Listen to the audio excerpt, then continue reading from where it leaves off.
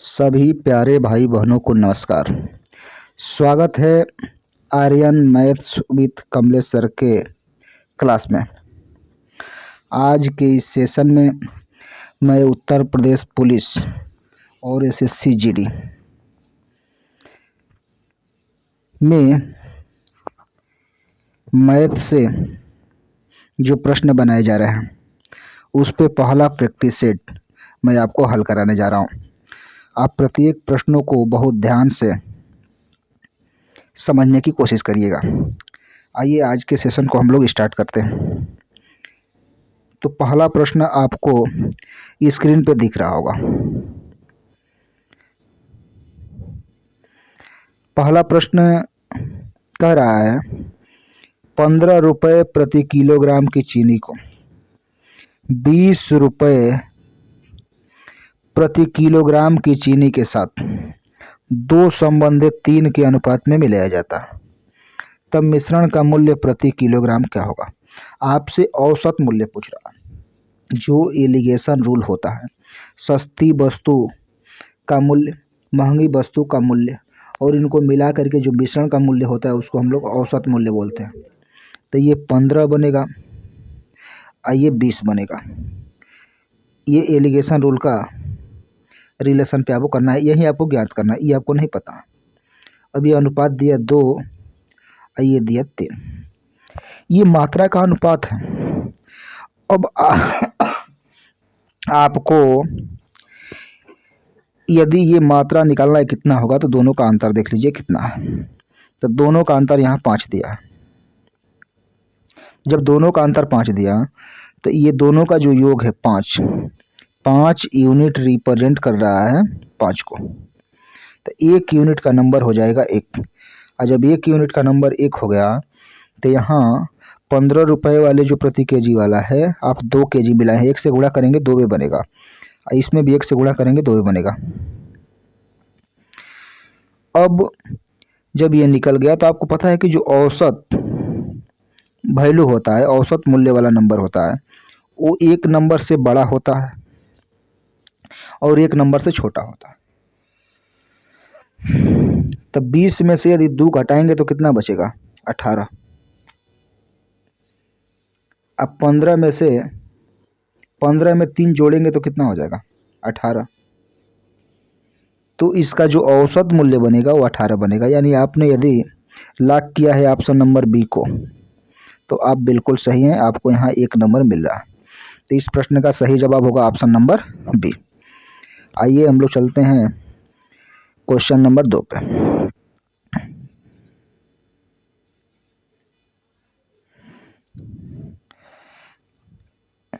दूसरा प्रश्न 19 की घात 300 को 20 से विभाजित करने पर शेषफल क्या बचेगा। ये शेषफल प्रमेय का बड़ा सिंपल प्रश्न होता है।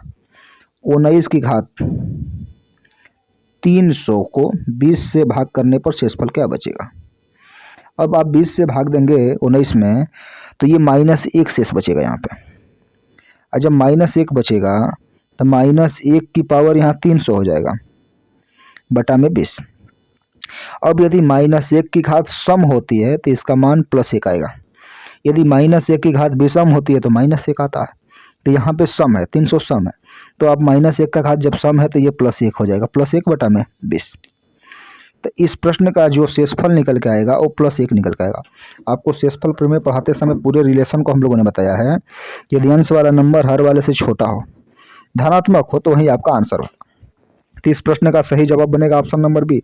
यदि आपने लॉक किया था ऑप्शन नंबर बी को तो आप बिल्कुल सही हैं। आइए हम लोग चलते हैं क्वेश्चन नंबर 3 पे।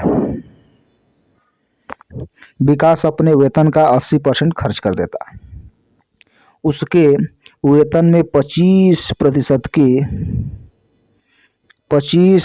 की वृद्धि हुई और उसके व्यय में, व्यय का मतलब उसके खर्चे में 15% की वृद्धि हुई। उसकी बचत में कितने प्रतिशत की वृद्धि हुई। अब इस प्रश्न को आप फ्रैक्शन से आप हल कर लीजिए। खर्च दिया तो 80% का जो फ्रैक्शन बनेगा वो 4/5 होगा। तो ये हर वाला नंबर मूल मान होता है। अब खर्चा किस पे करेगा, अपने आय पे करेगा, तो ये हर वाला नंबर आय हो गया।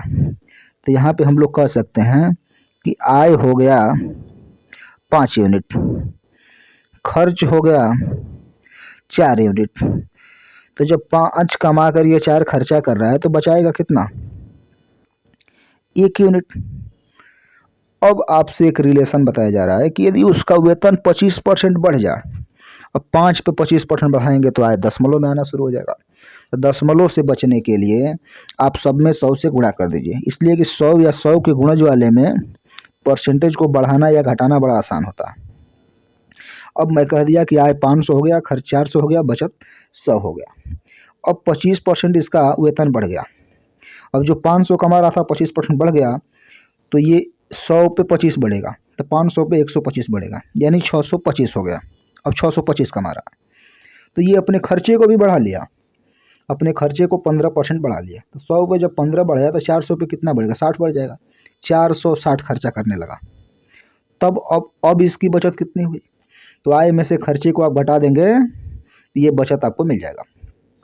तो इसमें से माइनस करेंगे तो ये 5 बनेगा, ये 6 बचेगा और यहाँ पे 1 हो जाएगा, 165 हो गया। पहले बचाता था 100, अब बचा रहा है 165। तो प्रश्न कह रहा है कि बचत में कितने परसेंट की वृद्धि हो गई? तो बोलिए कि यहाँ 65% बढ़ गया, 65 बढ़ गया। और जब 65 ये बढ़ा,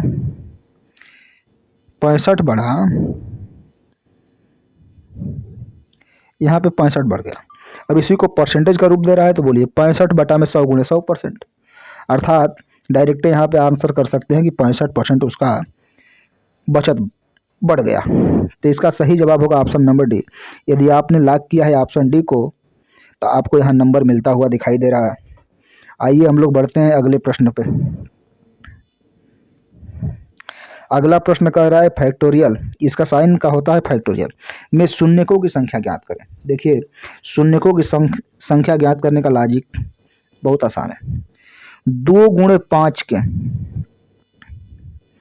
जितने पेयर बनेंगे, जितने पेयर्स बनेंगे उतने ही शून्यों की संख्या होगी।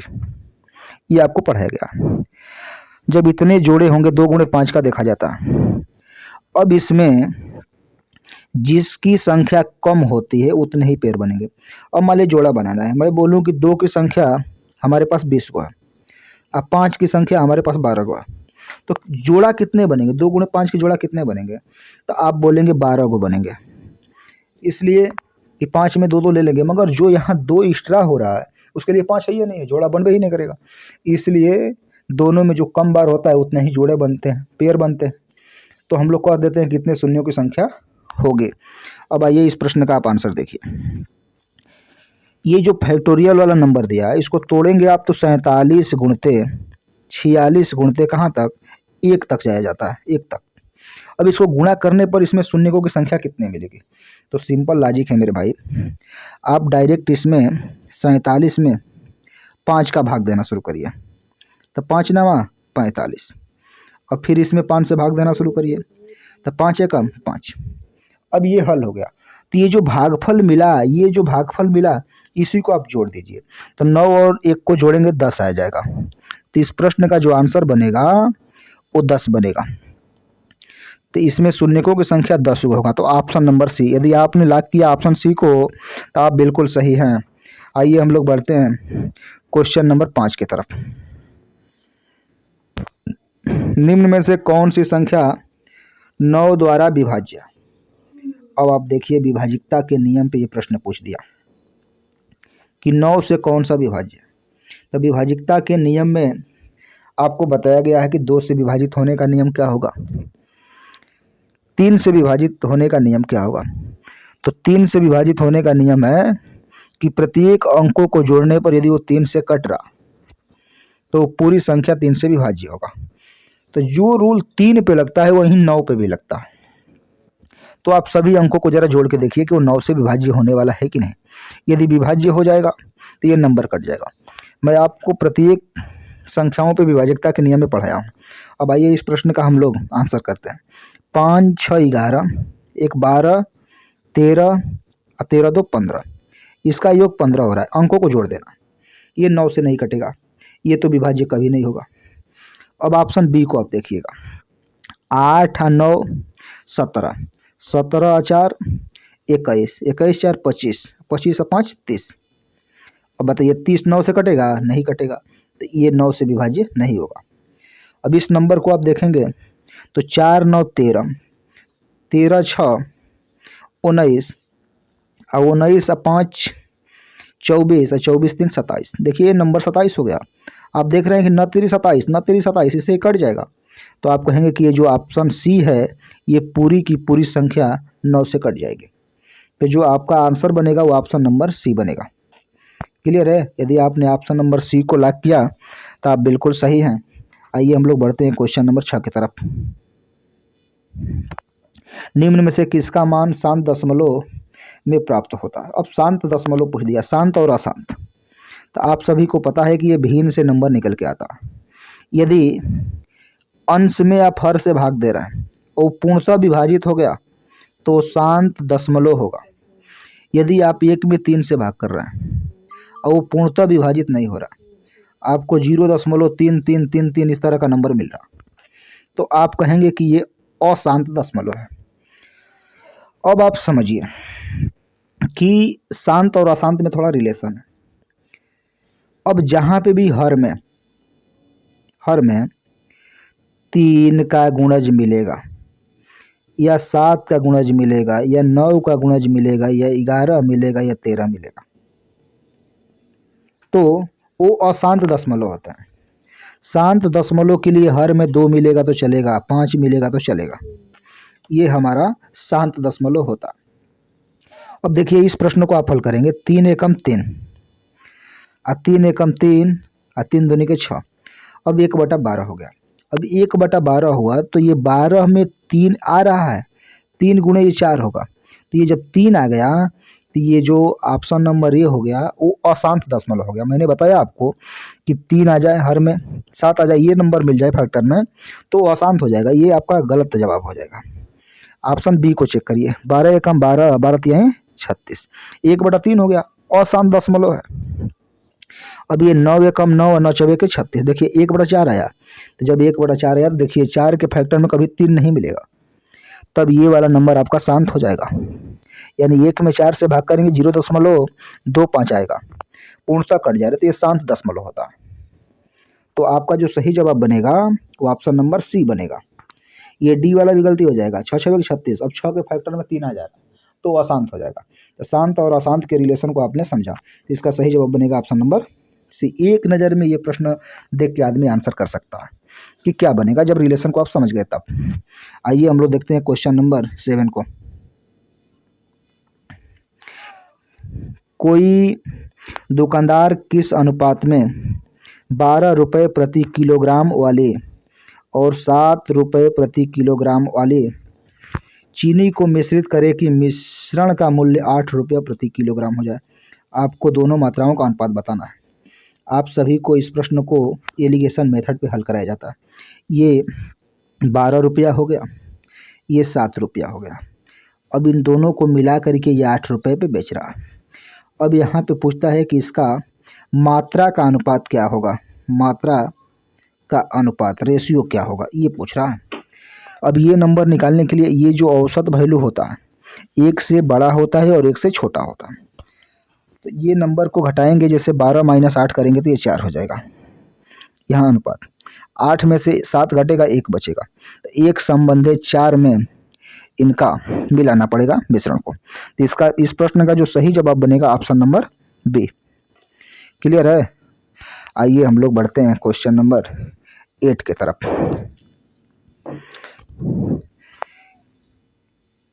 किस राशि का मिश्रधन 5 वर्षों में 3 सही 1/3% की साधारण ब्याज की दर से 7,000 रुपया हो जाएगी। ये आपको मिश्रधन दिया, दर दिया और समय दिया।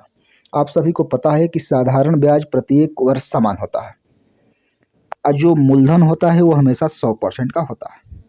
अब इस प्रश्न में जब 3 सही 1/3% है, तो 3 सही 1/3 को बदलेंगे तो ये 10/3% होगा। दर का समय में गुणा करेंगे तो ब्याज हो जाएगा, 50/3 ब्याज मिलेगा। जब 50/3% ब्याज मिलेगा तो जो मूलधन होता है वो 100% होता है। तो मूलधन में यदि ब्याज को आप जोड़ेंगे तो मिश्रधन बनेगा, तो मिश्रधन बराबर मिश्रधन हो जाएगा। तो यहाँ पे 100 में यहाँ पे गुणा करेंगे तो ये 50 बटा में 3% हो गया, तो ये ब्याज हो गया। और यहीं मूलधन 100% जोड़ देंगे इसमें, तो ये 350 बटा 3% बराबर 7,000, बराबर 7,000 मिल गया। मिश्रधन बराबर मिश्रधन हो गया। अब आप देख रहे हैं कि ये 0 से 1 0 कटेगा, 35 से कम 35, अब 35 दूनी के 70, 20 हो गया। तो 1% का नंबर आपको मिला 60। तो आपसे प्रश्न में पूछा जा रहा है मूलधन राशि पूछा जा रहा, तो आप दोनों साइड में 100 से गुणा करा दीजिए, कहें कि 100% ही मूलधन होता है, तो ये हो जाएगा 6,000। तो आपका जो आंसर बनेगा वो 6,000 बनेगा। तो इस प्रश्न का सही जवाब होगा ऑप्शन नंबर सी। यदि आपने ऑप्शन नंबर सी को लॉक किया है तो आपका बिल्कुल यहाँ सही जवाब है। आइए हम लोग बढ़ते हैं क्वेश्चन नंबर 9 की तरफ। देखिए कितना सुंदर प्रश्न है ये, बार पे, ये भिन्न से ही निकल के आता है। ये आपको नंबर दिया 0.532 पे बार, अर्थात इसका प्रसार बनाएंगे तो 0.5 32 32 32 ऐसे नंबर आगे मिलता जाएगा। अब इसको भिन्न का रूप देना है तो आपको बार वाले नंबर में रिलेशन बताया गया। सबसे पहले पूरे संख्या को लिखते हैं, 532 को आप लिख देना। इसके बाद जिस पे बार नहीं है उसको माइनस कर देते हैं। ये अभी अंश का नंबर क्लियर हो गया। अब हर में आना है तो जितने अंकों पे बार है उतना 9 लिखना होता, और जितने अंकों पे बार नहीं है उतना 0 लगाना होता। अब आप इसको घटाएंगे तो 532 में से 5 निकलेगा तो ये 527 हो जाएगा। अब बटा में 990, तो आप देखिए कि 527 बटा 990 किस विकल्प में दिया हुआ है। तो ऑप्शन नंबर बी में आपको दिख रहा होगा, तो इस प्रश्न का सही जवाब बनेगा option number B. Option number B. मैंने कुछ नहीं किया, इस तरह के रिलेशन में होता है। जैसे मान लीजिए कि प्रश्न आपको इस तरह पूछ देता कि 0.37 पे बार दिया, इसको भिन्न में बदलिए कितना होगा। यदि दोनों अंकों पे बार है तो डायरेक्ट पूरे संख्या को लिख दीजिए, और जितने अंकों पे बार है उतना 9 लगा दीजिए, तो ये इसका भिन्न रूप हो जाता। अब यहाँ पे एक अंक में नहीं लगाया तो सबसे पहले आप पूरे संख्या को लिखिए, और जितने पे बार नहीं है उसको माइनस कर दीजिए, अंश बन गया। अब हर में आइए, जितने अंकों पे बार है उतना 9, और जितने अंकों पे बार नहीं है उतना 0 लगा दीजिए, वहीं आपका भिन्न का रूप हो जाता है। क्लियर है। आइए हम लोग देखते हैं क्वेश्चन नंबर 10 को। एक भिन्न का अंश हर से 2 कम है, 2 कम है। यदि अंश को 2 से गुणा किया जाता है और हर को 3 से गुणा किया जाता है तो प्राप्त भिन्न 2/9 के बराबर होती है। तो भिन्न ज्ञात कीजिए। अब आप सभी देखिए, इसकी कहे हुए प्रश्न में जो कहा हुआ जानकारी है उसी को विकल्प से फॉलो करवा दीजिए, इसका आंसर मिल जाएगा। अब देखिए सबसे पहले बोल रहा है कि जो भिन्न का अंश है वो हर से 2 कम है। देखिए इसमें कम हो रहा है, 2 कम हो रहा है, इसमें भी 2 कम हो रहा है, इसमें भी 2 कम हो रहा है, इसमें 2 कम हो रहा है। तो यहाँ से लेके यहाँ तक की जो जानकारी दी है इसको तो सभी विकल्प फॉलो कर रहा है। अब जो यहाँ से लेकर के आगे जो जानकारी दे रहा है, आपको जो आगे दे रहा है उसको देखिए कि वो क्या दे रहा है। यहाँ से देखिए, अब यदि अंश को 2 से गुणा किया जाता है और हर को 3 से गुणा किया जाता है तो प्राप्त भिन्न इतना होता है। अब आप यहाँ 2 से गुणा करेंगे, इसमें 3 से गुणा करेंगे, तो मैं देख रहा हूँ कि ये 10/21 हो जाएगा, जिसको हल कराने पे ये नहीं मिलेगा, ऑप्शन ये गलत हो जाएगा। इसमें आप 2 से गुणा करिए, इसमें आप 3 से गुणा करिए, तो ये 3 से 3 कट जाएगा, 2/5, 2/9 के बराबर नहीं हुआ। आपका टारगेट है 2/9 के बराबर होना चाहिए।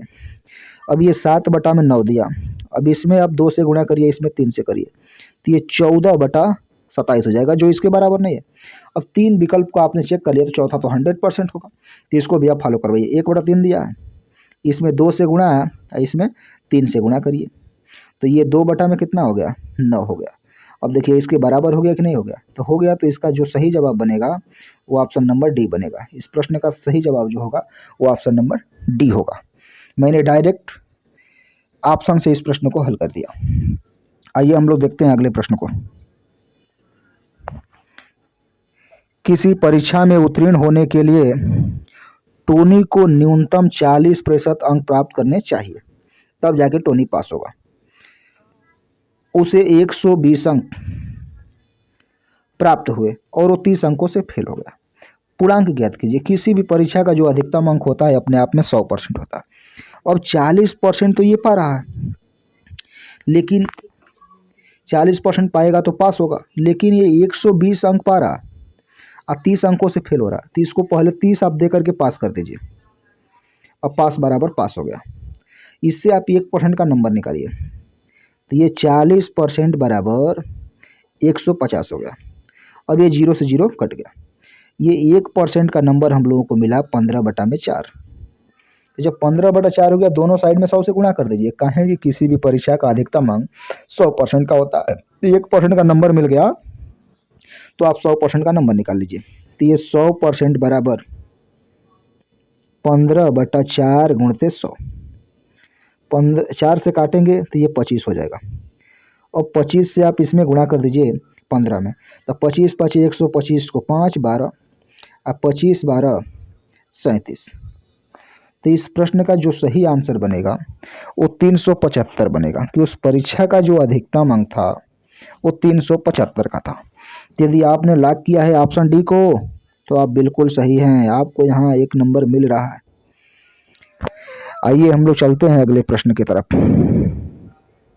अगला प्रश्न देखिए कितना प्यारा है। एक व्यक्ति 996 रुपये प्रति मशीन की दर से 2 मशीन बेचता है। पहली मशीन को 10% लाभ पर, दूसरी मशीन को 10% हानि पर, तो इस पूरे सौदे में कुल कितने प्रतिशत का लाभ अथवा हानि होगा। बाबू आपको बताया गया होगा कि जहाँ भी 2 वस्तुओं को समान कीमत पे बेचा जाता है, पहली को x% लाभ पे और दूसरी को x% हानि पे, तो इस पूरे बिजनेस में हमेशा x²/100% की हानि होती है, 100% की हानि होती है। अब यहाँ पे आपको x का नंबर दिया 10। अब इसमें रखेंगे तो ये 10² में 100% आएगा, ये इससे कट के 1 आ जाएगा, तो आप बोलेंगे कि 1% का हानि होगा। तो इस प्रश्न का जो सही जवाब बनेगा वो ऑप्शन नंबर बी बनेगा, 1% की हानि, ऑप्शन नंबर बी। तो इस प्रश्न का सही जवाब होगा बी। यदि आपने लॉक किया है बी को तो आप बिल्कुल सही हैं। चलिए अगले प्रश्न को आप देखिएगा। एक व्यापारी एक वस्तु के अंकित मूल्य पर 10% की छूट देने के बाद भी 20% का लाभ कमाता है। यदि वस्तु का अंकित मूल्य 800 रुपया है तो वस्तु का क्रय मूल्य ज्ञात कीजिए। आप समझिएगा कि ये डिस्काउंट से प्रश्न आपसे पूछ रहा है। छूट हमेशा अंकित मूल्य पे ज्ञात किया जाता है, लाभ प्रतिशत और हानि प्रतिशत की गणना हमेशा क्रय मूल्य पे किया जाता है। अब इस प्रश्न में जो आपको जानकारी उपलब्ध है वो अंकित मूल्य आपको पता है, एमपी आपको पता है। तो जब एमपी 800 मिल गया, ये आपको डिस्काउंट का नंबर 10% आपको मालूम है, और यहाँ पे आपको प्रॉफिट वाला नंबर 20% यहाँ दिख रहा होगा, 20% दिख रहा होगा। अब इस दोनों से आप एसपी को निकाल लीजिए कि एसपी कितना होगा। तो ये 800 गुणते 90/100, ये 20 कट गया, 9 8 72, 720 इसका विक्रय मूल्य होगा। अब 720 रुपया विक्रय हुआ, तो यहाँ पे प्रॉफिट आपको दिया है प्रश्न में कि 20% का प्रॉफिट हो रहा है। अब यहाँ पे आपको सीपी निकालना है, यही आपका आंसर बनेगा। तो आप सभी को पता है कि लाभ के केस में क्रय मूल्य विक्रय मूल्य से छोटा होता है, जब छोटा होता है तभी जा करके आपको लाभ होगा। तो सीपी निकालना है, यानी 720 से छोटा नंबर लाना है। तो जब छोटा लाना है तो 720 गुणते 100/120 करना पड़ेगा, कहें कि 20% का लाभ तो हो रहा, इसीलिए आपको छोटा नंबर लाने के लिए अंश वाला नंबर छोटा होना चाहिए, हर वाला बड़ा होना चाहिए। अब ये 1 0 से 1 0 कट गया, 12 6 72, तो 6 60 हो गया यहाँ पे और 10 यहाँ पे हो गया, तो इसका जो आंसर आएगा वो 600 आएगा। तो यदि आपने लॉक किया है 600 को, यानी ऑप्शन नंबर डी को, तो आप बिल्कुल सही हैं, बिल्कुल सही हैं आप। इसका जो सही जवाब बनेगा वो ऑप्शन डी बनेगा। एमपी आपको दिया हुआ है, अंकित मूल्य 800 दिया है, डिस्काउंट आपको 10% दिया, तो इस दोनों नंबरों के माध्यम से आप एसपी निकाल लीजिएगा। एसपी निकालेंगे तो यहाँ मिलेगा 720। जब 720 मिला तो बोल रहा है कि 20% का लाभ कमाया, तो लाभ के केस में क्रय मूल्य हमेशा छोटा होता है। तो 720 गुणे 100 बटा में 120, तो आंसर बनेगा 600। तो सही जवाब होगा ऑप्शन डी। आइए अगले प्रश्न की तरफ हम लोग बढ़ रहे हैं। क्वेश्चन नंबर 14 चल रहा है। आपको यदि ये सेशन अच्छा लगता होगा तो हमारे इस चैनल को सब्सक्राइब कर दीजिएगा, क्योंकि मैं प्रतिदिन आपको एक प्रैक्टिस सेट और चैप्टर वाइज मैथ पढ़ाने वाला हूँ Aryan math with Kamlesh sir के चैनल पे। तो अब इस वाले प्रश्न को आप देखिएगा। एक संख्या को 7 से विभाजित करने पर 4 शेष बचता है। उसी संख्या के वर्ग को 7 से विभाजित करने पर शेष कितना बचेगा। यहाँ पे बस एक ही रिलेशन देखिए कि जब 7 यहाँ दिया है, यहाँ भी 7 दिया, तो ये नंबर इससे यदि कट रहा है तो ये 4 शेष बचता है। 4 का स्क्वायर कर दीजिए, 4 का स्क्वायर करेंगे तो यहाँ मिलेगा 16। अब आप डायरेक्ट 16 में भाग करिए किससे, 7 से। 7 दूनी के 14, तो यहाँ शेष बचेगा 2। तो आपका आंसर हो गया 2। तो इस प्रश्न का सही जवाब होगा ऑप्शन नंबर 2। जो यहाँ पे शेष बचता है उसी का वर्ग कर दीजिए। तो इस प्रश्न का सही जवाब होगा ऑप्शन नंबर ए। आइए अगले वाले प्रश्न को हम लोग देखते हैं। Question number 15। 200 ग्राम 1 केजी का कितना भाग। अब आप सभी को पता है कि 1 केजी में 1000 ग्राम होता है, तो भाग ज्ञात करने के लिए 200 है 1000 पे, 2 जीरो 2 जीरो कट गया, 2 एकम 2, 2 पाँचे 10, 1/5, 1/5 भाग है। तो इस प्रश्न का सही जवाब होगा option number D. Question number 16 को आप देखिएगा। Question number 16। एक परीक्षा में किसी दिन 5% छात्र अनुपस्थित रहे, नहीं आए, 5% अनुपस्थित रहे। यदि उपस्थित छात्रों की संख्या 38 है तो उस दिन कक्षा में छात्रों की कुल संख्या कितनी है। किसी भी कक्षा की जो अधिकतम संख्या होती है वो 100% की होती है। सॉरी, तो जब 100% की होती है तो 5% नहीं आए तो 95% तो आए। तो ये आए यानी 95% रिप्रेजेंट कर गया 38 को। तो 1% का नंबर निकालिए। 19 5 95, अब 19 दूनी 38, तो 1% का नंबर मिला 2/5। तो आप 100% का नंबर बता दीजिए, दोनों साइड में 100 से गुणा कर दीजिए। तो ये 2/5 गुणे 100 हो जाएगा। 5 दूनी के 10, 20 दूनी के 40। तो कक्षा में जो संख्या हो गई वो 40 की हो गई। तो इस प्रश्न का सही जवाब होगा ऑप्शन नंबर ए। इस प्रश्न का सही जवाब होगा ऑप्शन नंबर ए। मैंने कुछ नहीं किया, किसी भी परीक्षा की अधिकतम संख्या होती है 100%, 5% नहीं आए तो 95% तो आए, तो आए बराबर आए, यानी 95% बराबर 38, 1% बराबर हो जाएगा 2/5। दोनों साइड में 100 से गुणा कर दीजिए, तो ये परीक्षा की कुल संख्या निकल जाएगी 40। क्वेश्चन नंबर 17 को आप देखिएगा। दो संख्याओं का अनुपात 3/8 है, 3/8 है और उनका अंतर 115 है। तो उनमें से छोटी संख्या कौन सी है। अब इस दोनों का अंतर देखिए कितना दिया गया है, 5 दिया गया है। तो अंतर बराबर अंतर, ये 5 रिप्रेजेंट कर रहा है 115 को। तो 1 यूनिट का नंबर हो जाएगा 5 दूनी के 10, 5 3 15, 23। तो सबसे छोटी पूछ रहा है तो ये 3 में गुणा कर दीजिए 23 का, 23 यहाँ 69 हो जाएगा। तो इस प्रश्न का जो सही जवाब बनेगा ऑप्शन नंबर सी बनेगा। इस प्रश्न का आंसर बनेगा सी 69। 18 नंबर के प्रश्न को आप देखिएगा। एक कुकर 16% लाभ पर बेचा गया। यदि उसे 20 रुपये अधिक मूल्य पर बेचा जाता है तो 20% का लाभ होता है। तो कुकर का क्रय मूल्य ज्ञात कीजिए। अब पता है कि जो क्रय मूल्य होता है हमेशा 100% का होता है। अब ये 16% के लाभ पे बेच रहा है। यदि 20 रुपये अधिक बेचा होता तो इसको 20% का लाभ होता। तो यहाँ से कितना अधिका लाभ होता, 4%, 4%। तो ये 4% रिप्रेजेंट कर रहा है 20 को, अधिका बराबर अधिका। तो 1% का नंबर निकलेगा 5। जब 1% का नंबर 5 हो गया तो जो 100% होता है वो क्रय मूल्य होता है। ये दोनों पक्षों में 100 से गुणा कर दीजिए, तो 100% बराबर 500। तो इस प्रश्न का सही जवाब होगा ऑप्शन नंबर सी। यदि आपने लॉक किया है ऑप्शन सी को तो आप बिल्कुल सही हैं। इस प्रश्न का सही जवाब होगा ऑप्शन सी 500।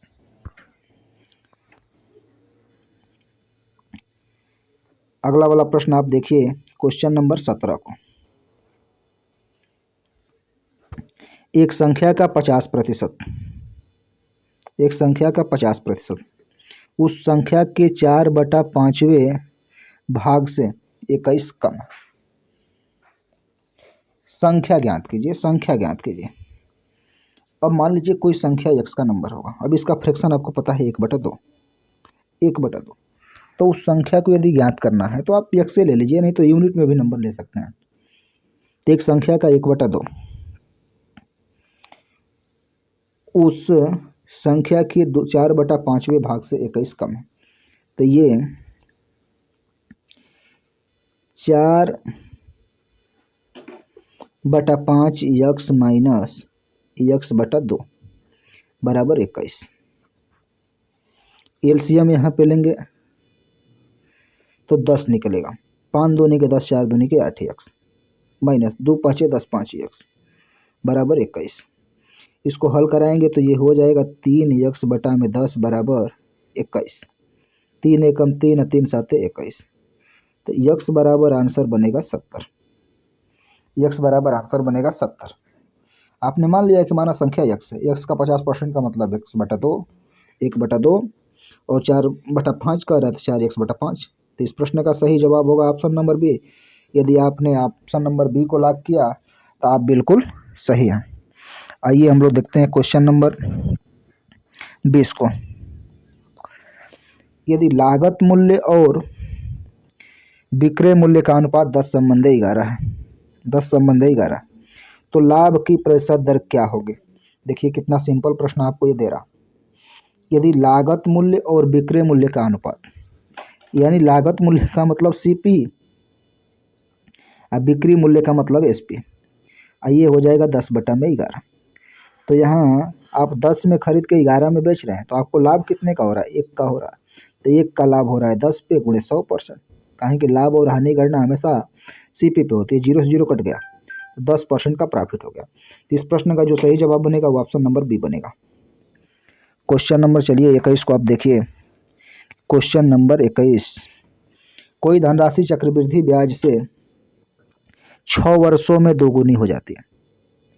वह राशि अपने से 8 गुनी उसी ब्याज की दर से निम्न समय में हो जाएगी। ये चक्रवृद्धि ब्याज से प्रश्न बनाया जा रहा। अब कोई धनराशि है, मैं यहाँ मान लेता हूँ कि यही धनराशि P है। ये 6 वर्षों में अपने से 2 गुनी हो गई। यहाँ 6 वर्ष का जब समय लगा तो ये 2 गुनी हो गई, 2P हो गई। तो वह राशि अपने से 8 गुनी उसी ब्याज की दर से निम्न समयों में हो जाएगी। कितने समयों में हो जाएगी? 8 गुनी, आपका टारगेट है 8 गुनी। तो एक रिलेशन यहाँ मिलता है कि कोई भी धनराशि जितने समय में जितना गुना हो रहा, जितना गुना यहाँ पे हो रहा, उतने ही समय में यहाँ से आगे भी उतना ही गुना होगा। तो यहाँ यदि 6 वर्ष का समय देते हैं तो ये फिर अपने का 2 गुना हो जाएगा। जो यहाँ पे 2 गुना हुआ था यहाँ भी 2 गुना हो जाएगा। अब 2 गुना करेंगे तो ये कितना हो जाएगा? 4P हो जाएगा। मगर 8P आपको लाने के लिए बोल रहा है, 8 गुना बोल रहा है कि 8P कब होगा। तो एक बार यहाँ पे और बढ़ाइए, तो यहाँ 6 वर्ष का समय और लगाएंगे आप, तो ये 2 गुना हो जाएगा। यहाँ से कितना हो जाएगा? 8P। अब जो प्रश्न में पूछ रहा है देखिए 8P हो गया, तो ये मूलधन 8P होने में कितना समय लगेगा? 6 6 12 6 18। तो इस प्रश्न का जो सही जवाब होगा वो 18 हो जाएगा। क्लियर है? तो इस प्रश्न का सही जवाब होगा ऑप्शन नंबर सी 18। इस प्रश्न को और आसानी से आप सॉल्व करना चाहते हैं तो ये 8 गुना दिया, तो इस 8 को आप पावर के रूप में ले लीजिए कि 2 के पावर में कितना हो रहा है। ये 2 कहें कि हाँ 2 गुना बोला है तो ये करेंगे 2 पे 3 हो जाएगा। तो जो इसका घात दिया है 3, इसी में 6 से केवल आप गुणा कर दीजिए, 6 3 18, तो आपको समय निकल के आ जाएगा 18 वर्ष। तो इस प्रश्न का जो सही जवाब हो जाएगा ऑप्शन नंबर सी यानी 18। चलिए क्वेश्चन नंबर अब 22 को देखिएगा। क्वेश्चन नंबर 22, 80 लीटर एक मिश्रण में दूध और पानी का अनुपात को 7 संबंधित 3 है। दूध और पानी का अनुपात 7 संबंधित 3 है। यदि अनुपात को 2 संबंधी 1 करना हो, 2 संबंधी 1 करना हो तो कितने लीटर पानी डाला जाए। यहाँ पे सिंपल आपको समझ में आ रहा होगा कि सबसे पहले 80 लीटर का बंटवारा करना होगा 7:3 के अनुपात में। तो ये 80 लीटर में मिल्क और वाटर को निकालना होगा कि मिल्क कितना और वाटर कितना। तो 7×3 है, तो 7×3 10, 10 यूनिट बराबर 80, 1 यूनिट का नंबर 8 निकलेगा। 8×7 56 लीटर ये हो जाएगा, 8×3 24 लीटर ये हो जाएगा। अब 2 संबंधी 1 का अनुपात आपको चाहिए। तो जब 2 संबंधी 1 का अनुपात चाहिए तो ये जो नंबर कटेगा वो 28 से कटेगा। और यहाँ बोल रहा है आपको कितने लीटर पानी डाला जाए। तो आप 4 लीटर यहाँ पानी डाल देंगे तो ये 28 बन जाएगा। 28 बनेगा तो बोलिए 28 दूनी के 56 होता है। 2 संबंध 1 को फॉलो कर गया। तो इस प्रश्न का जो सही जवाब बनेगा वो ऑप्शन नंबर डी बनेगा। चलिए आप देखिएगा क्वेश्चन नंबर 23 को। यदि ए का 2 गुना बी के 3 गुने व सी के 4 गुने के बराबर है तो ए संबंध बी संबंध सी का अनुपात कितना है। बाबू देखिए ये कितना सिंपल प्रश्न है। ये 2a बराबर 3b बराबर 4c हो जाएगा। अब इस प्रश्न को आप हल कराएंगे तो ए बी सी का अनुपात आपको निकालना है। तो ये 1/2 बन जाएगा, ये बटे में हो जाता है, ये 1/3 हो जाएगा और ये 1/4 हो जाएगा। अब 2 3 4 का एलसीएम निकालिए तो 12 होगा। अब एलसीएम से इसमें गुणा करा दिया जाता है तो ये 12 गुणते 12 गुणते 12 इस तरह से। अब 2 छक्के ये 12 हो जाएगा, 3 चौके 12 हो जाएगा और 4 तिहाई 12 हो जाएगा। तो इस प्रश्न का जो आंसर बनेगा वो 6 संबंधे 4 संबंधे 3 बनेगा। तो इसका सही जो जवाब बनेगा वो 6 संबंधे 4 संबंधे 3 का होगा।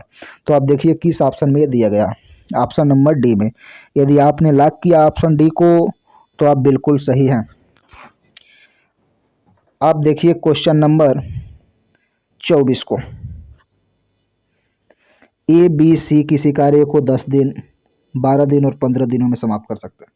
यदि तीनों एक साथ काम करें तो काम कितने दिनों में समाप्त होगा। तो ये ए हो गया, ये बी हो गया, ये सी हो गया। ए करता है 10 में, बी करता है 12 में और सी कर रहा है 15 में। तो ये तीनों का जो एलसीएम बनेगा वो 60 का बनेगा। ये कुल काम 60 है। अब क्षमता जरा निकालिए, इधर क्षमता निकलता है 10 6 के 60, 6 काम कर रहा है एक दिन में बी कर रहा है एक दिन में 5 और सी कर रहा है एक दिन में 4। अब तीनों मिलेंगे तो एक दिन में कितना करेंगे, 6 5 11 15। तो ये ए प्लस बी प्लस सी तीनों जब मिल रहे हैं तो एक दिन में काम कर रहे हैं 15। तो ये 60 काम वो करने में कितना दिन लेंगे। तो डायरेक्ट यहाँ पे समय के लिए 60 में 15 से भाग कर दीजिए, 15 चौके 60। तो ये आपका आ जाएगा 4 दिन। तो इस प्रश्न का सही जवाब होगा option number C. Question number 25 को आप देखिए। कौन सी धनराशि साधारण ब्याज से 5 वर्षों में 520 रुपये और 7 वर्षों में 562 रुपये हो जाएगी। तो साधारण ब्याज प्रत्येक वर्ष समान होता है। अब 5 वर्ष में 520 हो रही है और 7 वर्ष में इतना हो रही है। तो आखिर में 5 और 7 2 वर्ष हो गया। तो 2 वर्ष का साधारण ब्याज कितना बढ़ गया, 2 वर्ष का एसआई। 2 वर्ष का एसआई आप निकालेंगे, साधारण ब्याज निकालेंगे तो ये डिफरेंस देखिए कितना है, 520 से कितना बढ़ा है 48। तो 1 वर्ष का ब्याज आप निकाल दीजिए कितना होगा 24। तो 1 वर्ष में जब 24 रुपया ब्याज मिल रहा है तो जो ये धनराशि है 5 वर्ष में बढ़ के मिश्रधन 520 का बन रहा। तो आप 1 वर्ष में 24 रुपया ब्याज मिल रहा है तो 5 वर्ष में ब्याज कितना मिला होगा। तो आप 5 से 24 में गुणा कर दीजिए तो ये 120 हो जाएगा। तो 120 रुपया उसको ब्याज मिला। अब यहाँ पे आपको मूलधन पूछ रहा है तो ये 520 में से 120 को माइनस कर दीजिए, कहिए कि ब्याज को निकाल दीजिए तो ये मूलधन बचेगा 400। तो इस प्रश्न का जो सही जवाब बनेगा वो ऑप्शन नंबर ए बनेगा। यदि आपने लॉक किया ऑप्शन ए को तो आप बिल्कुल सही है। इस प्रश्न का सही जवाब होगा 400। आपको उत्तर प्रदेश पुलिस और एसएससी जीडी के लिए स्पेशल मैथ का जो 25 प्रश्नों का सेट मैंने लेके आया था कंप्लीट हल कराया हूँ। आप सभी इस तरह के प्रति एक दिन प्रश्नों को पाने के लिए हमारे चैनल को सब्सक्राइब करें और अपने मित्रों से भी सब्सक्राइब करवाएं। आप सभी को बहुत बहुत धन्यवाद।